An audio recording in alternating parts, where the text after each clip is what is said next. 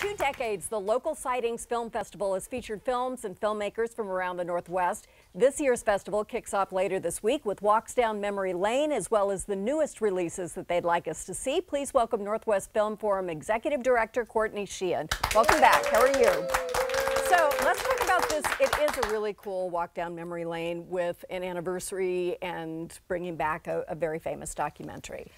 It just so happens that this is both the 20th edition of Local Sightings, which is the only Pacific Northwest Film Festival in Seattle, and also the 20th anniversary of Hype, the canonical grunge documentary. Right. We actually have the director and executive producer in attendance at the screening, and we're co-presenting with SIF at the Egyptian Theater. I mean, this is such a super Seattle-based kind of documentary, and about such a particular time in music history. And one of the things it covers is, you know, oh, look at that, everybody's moshing, looks like such fun. The beginnings of Nirvana. So let's take a quick listen to that.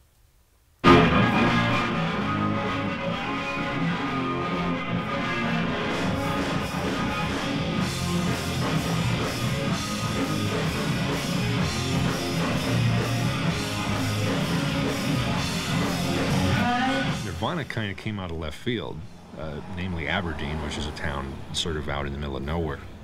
And, you know, we just got a phone call at the studio one day from this guy, you know, Kurt. He said his name was Kurt. He said he was a friend of the Melvins and he wanted to come up and just record some songs. And I said, okay, friend of the Melvins, friend of mine, come on up. You know, I didn't know who the hell he was and nobody else did either. He just came up, blew out 10 songs in 5 hours. We recorded them and mixed them in one afternoon, and blew me away. I thought, oh my God, this is amazing. You know, I said, guys, can I please keep a copy of this for myself before you go back to Aberdeen? Well, that was the tape I gave to Jonathan. Amazing.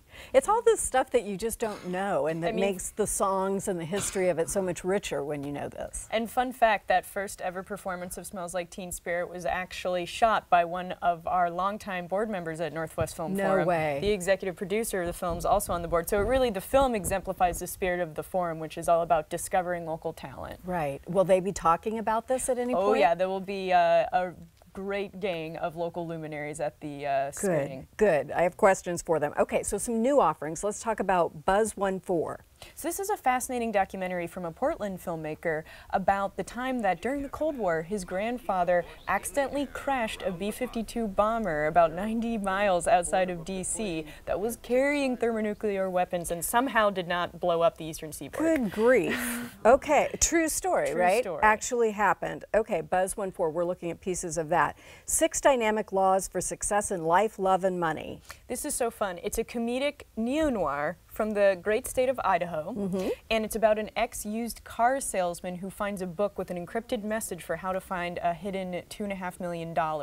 It's got, you know, betrayal, passion, romance, all the basic ingredients, right? Noir. Does he? Well, I guess I can't ask you if he finds that. We have to come watch the movie if we want to find out if he gets the $2 million. Is it set in current times, or is it a period piece? It is. So it's a proper neo-noir. Okay. Well, I didn't know if it was maybe $2 million 30 years ago, which would have been an even bigger deal. I was just trying to figure out the inflation rate. Okay. The Life of Flowers. So this is a great backstory because it's made by a local filmmaker who grew up in Mercer Island and then went to film school in Sarajevo in Bosnia and actually shot his first feature film there, all with you know, local crew and actors as well as an American actor. So it's a story of a teenage girl trying to help an American friend not get deported. But I think the backstory is so fascinating that local talent has such an international sort of reach. Well, this is such an extraordinary festival because there are many things that you're able to curate and show us that aren't going to make it into other festivals that are hyper-local and, for us, hyper-interesting. Tell me a little bit about how you get entries and how you make your choices. Sure. So we have an open submissions process every year. We get hundreds of entries, and we're really looking to represent a diversity of the talent, the type of stories, the geographic region of the Pacific Northwest, which is so fascinating, as well as documentary, narrative. We also have virtual reality pieces in the festival. So oh my gosh, seriously? We're really trying to showcase the spectrum of talent. It's a platform of discovery for new emerging filmmakers and also established filmmakers. So one of the films in the festival premiered at Sundance and is making its local premiere at Local Sightings. How many films altogether?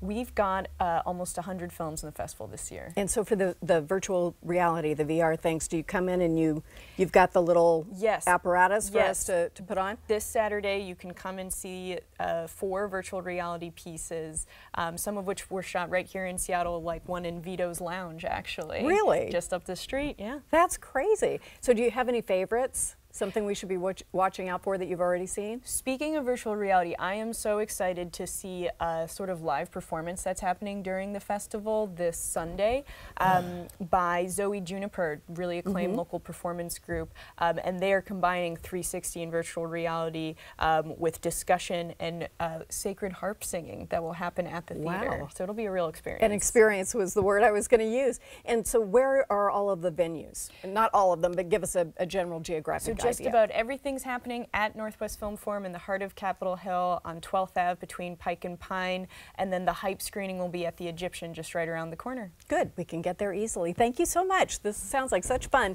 This year's Local Sightings Film Festival runs September 22nd through the 30th. We've linked all of the details for you on our website. You can find all the films, the times, the locations. Still ahead, the secret to keeping your remodeling project on schedule and on budget without sacrificing style at your home. Back after this.